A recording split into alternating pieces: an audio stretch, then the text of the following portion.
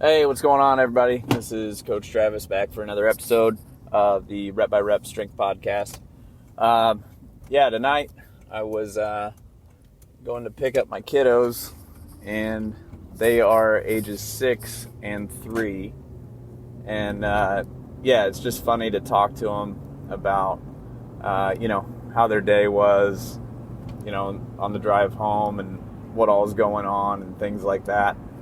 And with my 3-year-old especially, she's learning how to talk and all that stuff, so it's important to start having regular conversation with her.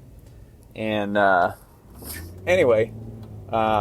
of the things that made me laugh on the way home was a couple things, but I'll start with this one. Was before we left her daycare, she really wanted some water.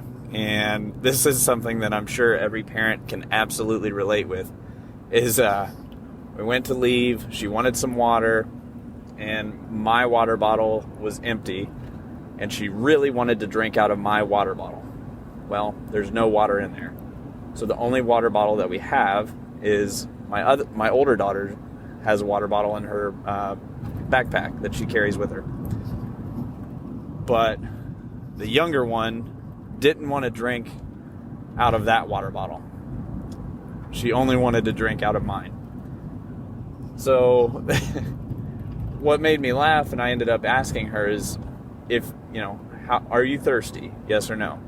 And then if you're thirsty, you won't care which bottle it comes from. So this got me thinking, what's the parallel here with coaching, and what's a practical piece that you can take with you? And I think it comes down to exercise selection, and is that in line with what your goals are? So what I mean by that is, for example, if you are trying to increase leg strength, ultimately you are just looking for a certain degree of stimulus to disrupt your baseline, so that you can go rest and recover and adapt and become stronger. So does it really matter where that or how that type of stimulus is loaded or where it comes from? And the answer is, for most of us, not really. Unless you're working with, some very elite, high-level athletes that have an advanced training age, the type of stimulus is not going to matter too much, as long as we are achieving a stimulus and disrupting our baseline so that we can rest and grow. So that's point number one. Second point was, on the drive home, we got to take some country roads to get home. And again, my 3-year-old, who, has been riding in the back seat for, she's only been front facing for not even 6 months now. She is trying to give me driving advice and telling me what to watch out for, and to slow down and to stop and hit the brakes, like all this stuff. She has no idea what she's talking about.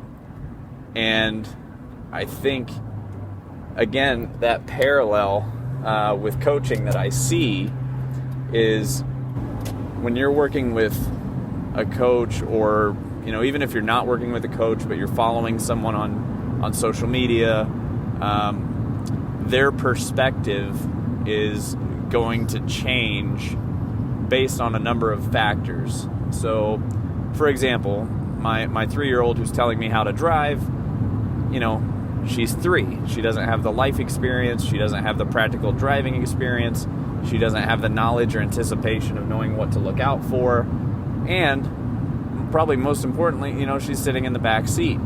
So she doesn't see the same things that I see. And she doesn't know to look for the same things that I know to look for.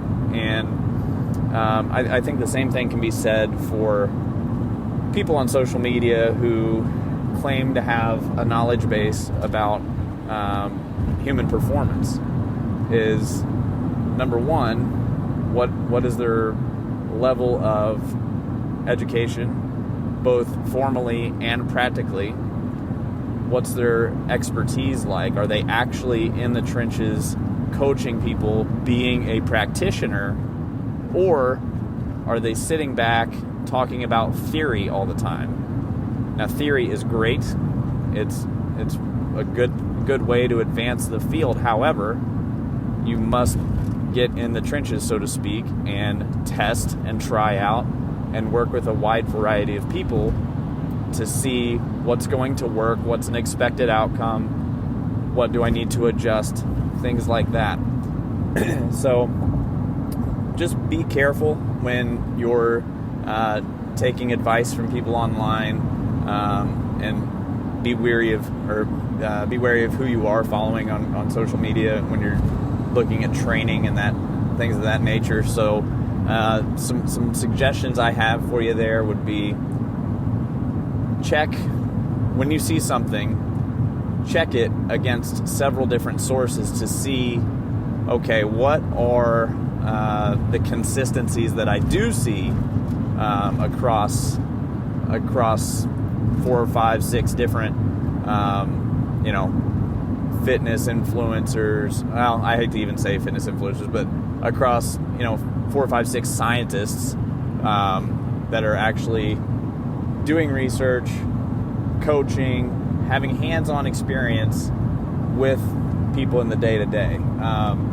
Some great people to get you started if you don't know where to begin would be, in no particular order, but these are the people that I follow pretty carefully, would be Dr. Andy Galpin, Dr. Mike Israetel, Dr. Lane Norton. Those are the big ones that I'm following and paying attention to.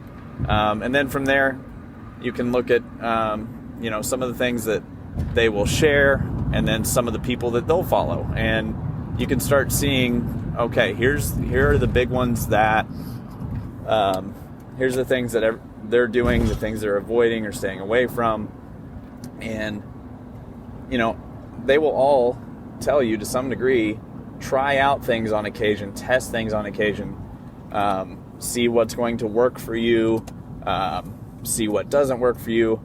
But again, just because something does or does not work for you does not mean that it will or won't work for another person, which kind of circles back around to our exercise selection is basically don't get married to a certain method of training, and don't get married to a certain exercise.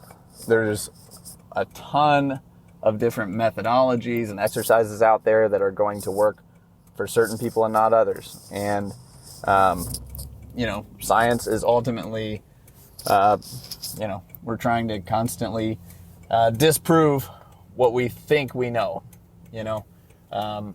Anybody who says or claims that they have everything figured out is probably someone you should be running away from, because it is absolutely, especially human performance, it is absolutely one of those fields where we're constantly learning and evolving and trying to challenge what we think we know.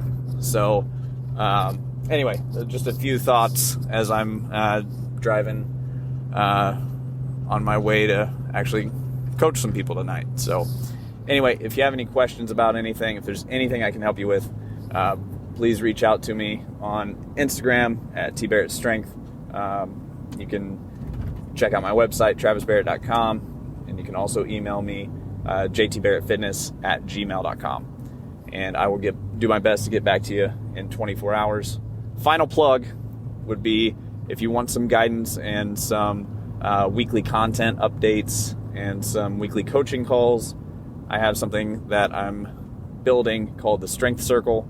It's open. It's a community for people interested in human performance at all levels. So be sure to check that out at travisbarrett.com/community. All right. Have a good night.